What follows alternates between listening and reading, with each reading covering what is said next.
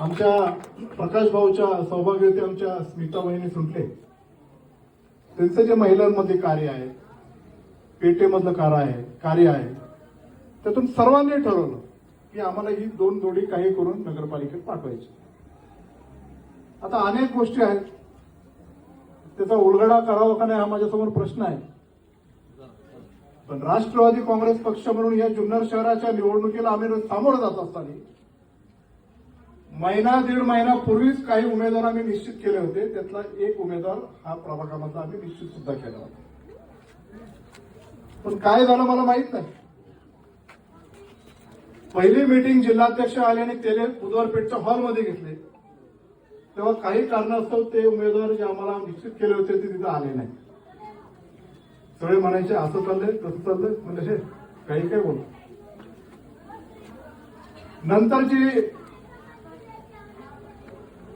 ज्यांना निवडणुकीला उभं राहायचं, पक्षाचा इच्छुक असा फॉर्म भरायचा. आमचे शहराध्यक्ष इथं आले, फॉर्म भरला का? भरला. जे आता धनुष्यबाण उभे आहेत त्यांनी फॉर्म भरला पक्षाचा इच्छुकाचा. नंतर तेली बुधवार पेठेमध्ये आम्ही सगळ्या उमेदवारांची मुलाखत घेतली, त्यांच्याबरोबर चर्चा केली. हा गडी काही तिथं आला नाही.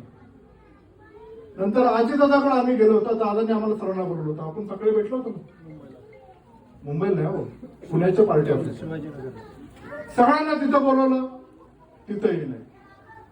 मला बरेच जण सांगायचे तिकडे गेलाय बरं का, तिकडे भेटून आलाय बरं का. मी फोन पण केला होता, का रे बाबा तुझ्या काय वेगळा विचार आहे.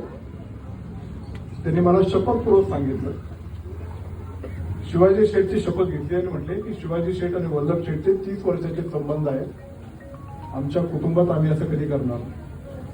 बरेच लोक मला सांगत होते, पण मी मात्र जे कुटुंब आणि आमचा जो विश्वास आहे तो विश्वास मी शेवटपर्यंत ठेवला. एवढंच काय तर आपल्या सर्वांचे तरुण मित्र मयूर संगमनेरकर ज्या दिवशी त्यांचं निधन झालं त्या दिवशी पण योगायोगाने आमची मीटिंग होती, आम्ही ती मीटिंग कॅन्सल केली.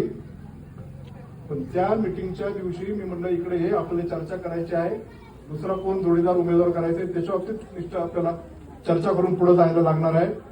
तर ते म्हणजे नाही, मला पुण्याला जायचंय मयूर संगमनेरच्या तिकडे. ठीक आहे, जाऊन यावं.